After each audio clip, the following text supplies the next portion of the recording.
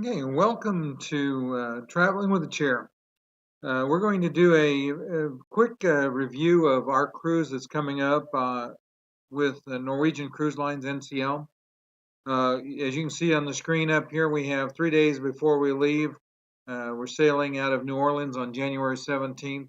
It's a trip we're really looking forward to.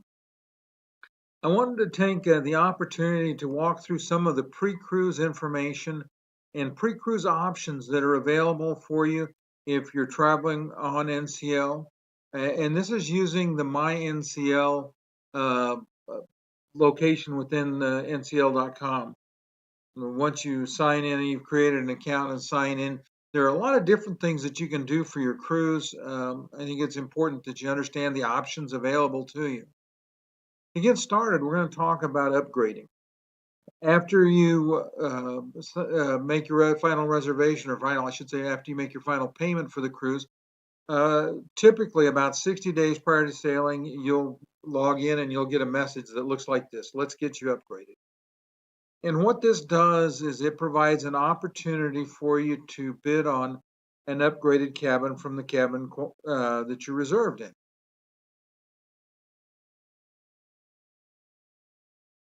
So we've clicked on the site. It's moved to the sorry about that. I had to move the camera a little. Uh, we've moved to the web page. It actually opens up a new web page where we can look at the various options. Now I'm in a handicap inside stateroom. It's interesting that it doesn't really show that. It just shows me as in an inside stateroom. It doesn't really talk about the fact that one I'm in is um, an ADA compliant, so it's got space for a wheelchair and some things. Now, I'm not actually going to bid for any of these upgrades, but I'll show you the process. It's interesting that even 3 days prior, people are still getting confirmed, and I still have the option to bid on upgrades. For example, what I'm hearing is that people that are bidding around $150 or so are moving from an inside cabin to a balcony stateroom. If it's one of those things that you're really interested in, that you really want to have a balcony, then uh, this is a good way to do it if you bid you purchase the lowest available fare when you reserve the cruise.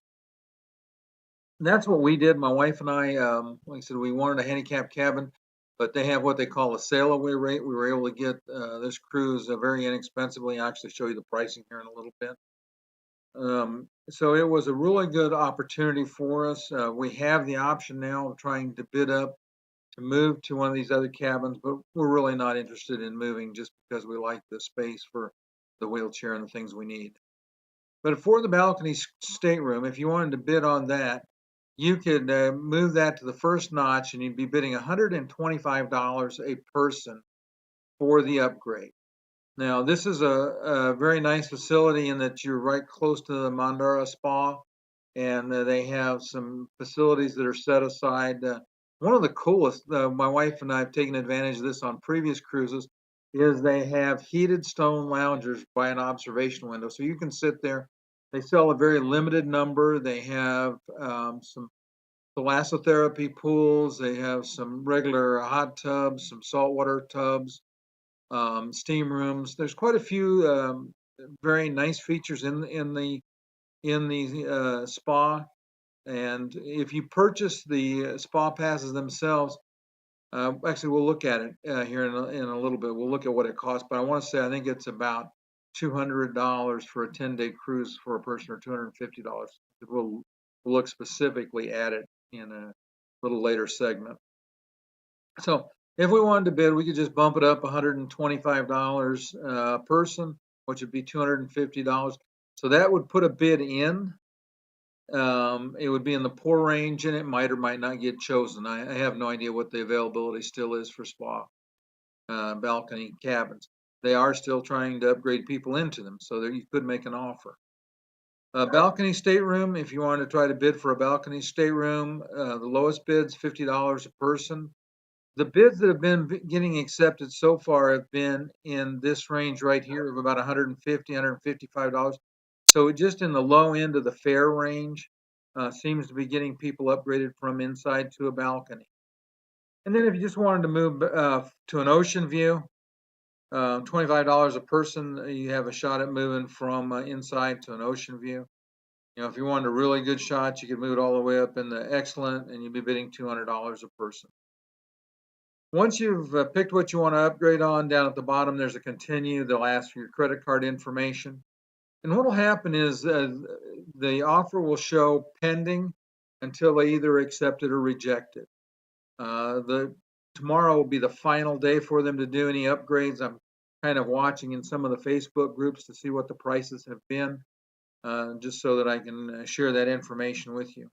I thought it was important that we talk about this while it's still available here on the site. We're going to continue to look at some of the other options on the site here in just a second.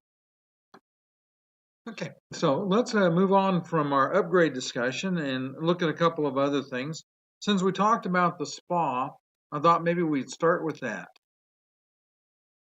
Up at the top, I'm going to click the Explore and Plan link, and it's going to open up to a page that has a ton of information on it.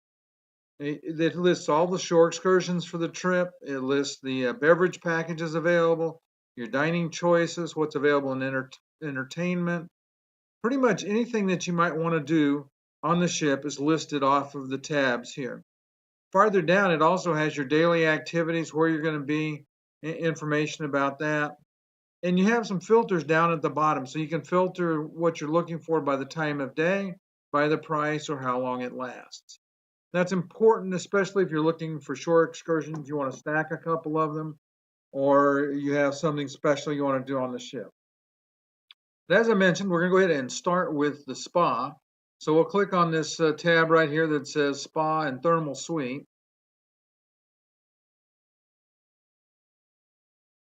And so to start with, you notice that we can get a thermal suite pass. This option is no longer available, it looks like, so that means they must have sold out all of the ones that they can sell online. And that's what it tells us. We're too close to book.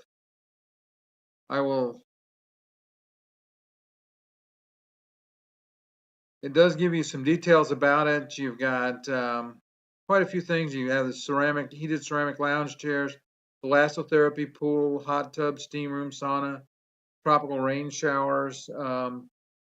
There's a vitality pool, a warm waterfall. All of these things make this a very nice facility to use. Like I said, I apologize I didn't get to this fast enough so that we can see what the price is. I will look that up and I'll provide it back to you here in a little bit.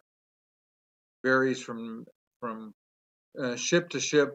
Everybody thinks the Mandara Spa on the Breakaway class ship's one of the best at sea. So that gives you some information about the spa. Some of the other things that are available. Take a quick look at in the spa area. You'll notice that there are quite a few different kinds of treatments that are available, massages, just a whole variety of spa treatments. And if that's your thing, that you really like to get pampered in a spa, I firmly believe that you'll find something that you'll enjoy. We'll go back out to some of our other activities. So let's look at shore excursions. And what we find is that, again, in all of our stops, there'll be a wide variety of shore excursions available. I have some comments on shore excursions from the ship. There are some very definite advantages. If you book through the ship, you're guaranteed that you're going to get back in time. And if you don't get back in time, the ship's going to wait for you. So you have a lot of safety. And they have a great variety of choices. So if you're a little bit on the timid side, you feel uncomfortable making arrangements on your own, I don't hesitate to recommend the ship's excursions. What I will say is that in the event that you're looking for less expensive options, that if you do some research, my favorite place to research is Cruise Critic and TripAdvisor. Both of those will give you some great insight into what's available in the way of non-ship-based excursions. And what I find is that you can save a significant amount of money, and sometimes you actually get better results. I'll tell you a story that happened to my wife and I. We were on the first sailing of the NCL Spirit when she came back from Asia, and because of some certifications issues, we were late getting into Juneau. And everybody that was on the ship that had booked their shore excursion through the ship, if they had a whale watching excursion, they were canceled.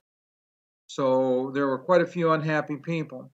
In our case, we had made arrangements through a private company, not through the ship. And so what we were able to do is we contacted them as soon as we got in cell range. Nice thing about being in Alaska, your cell phones work just like they do here at home. And so we called them and they said, don't worry about it. We have a vehicle at the port waiting for you.